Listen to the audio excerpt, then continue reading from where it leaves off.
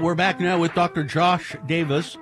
He is a veterinarian and can answer questions about your dogs and cats. And so you should call us, 877-602-9696. We'd like to know the name of your cat and what's the problem, or the same thing for your dog. What's the name of your dog and the problem?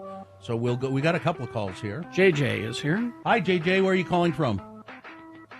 I'm calling from West Jordan. And your, what is it, a dog? What's your dog's name? I've got a 16-year-old Yorkie named Zeke. Zeke, the Yorkie. All right. What's your question? So he's pretty blind and pretty deaf. He follows me around the house.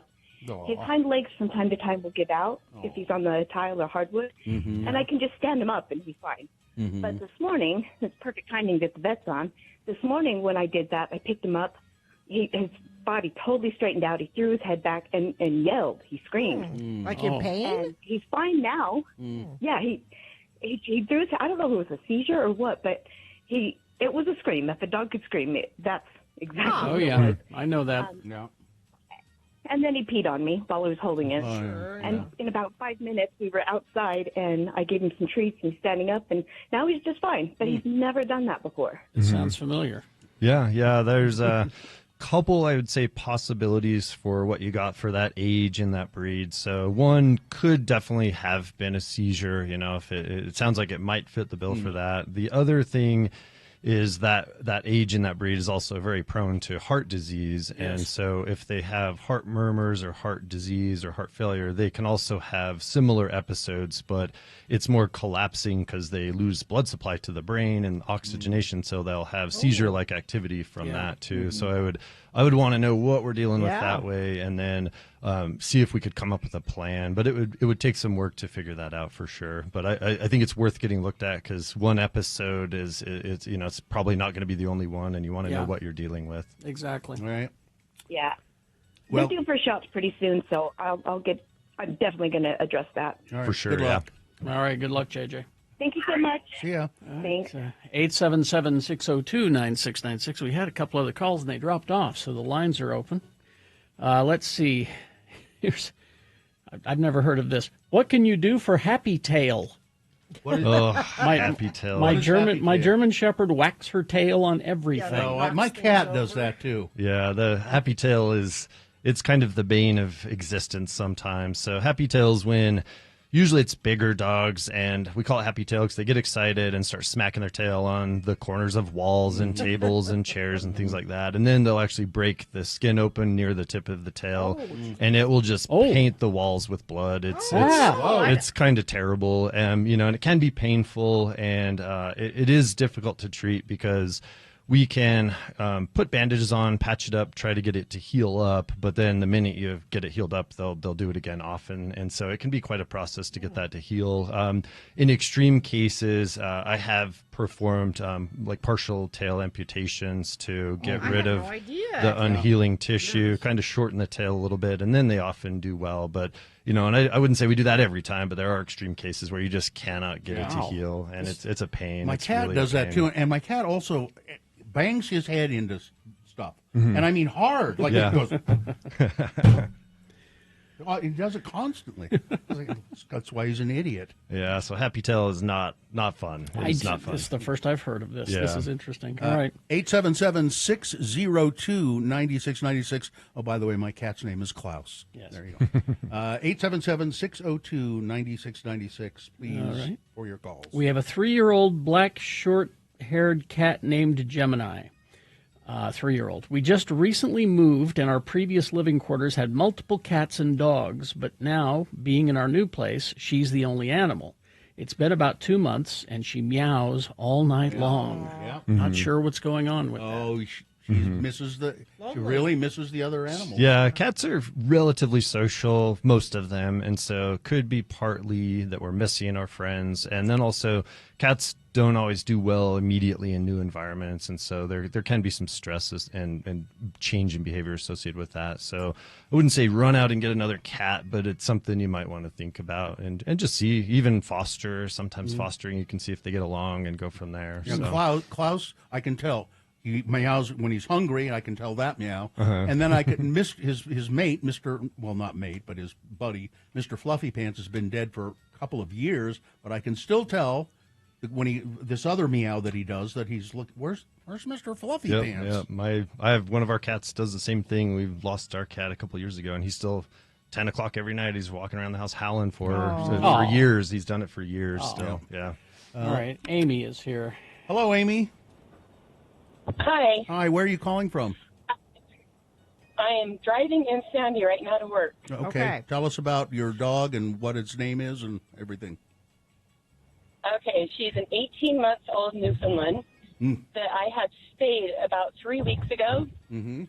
And ever since she was spayed, she's become very aggressive. Like, she wasn't aggressive before she was spayed, but now she's become aggressive. And I'm just wondering why that would be. Aggressive at how? How bad is it?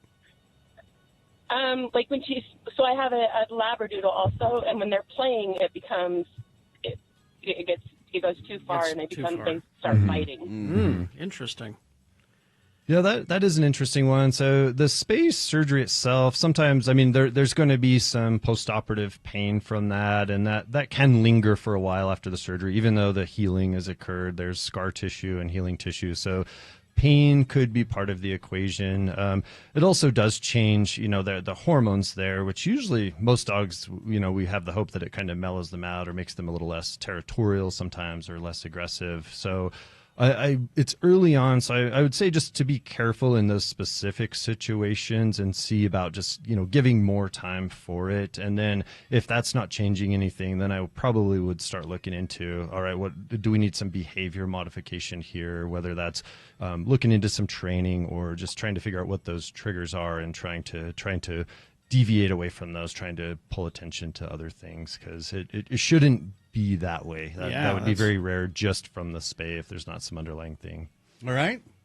I know that's what I thought too. I thought she'd become really thoughtful and mellow, but she's opposite. I don't know. Interesting. Yeah. Well, all right. Good luck. Yeah, good All luck right, with that. thank you. Bye-bye. Ella the nanny has a question. Let's see. It's hang on.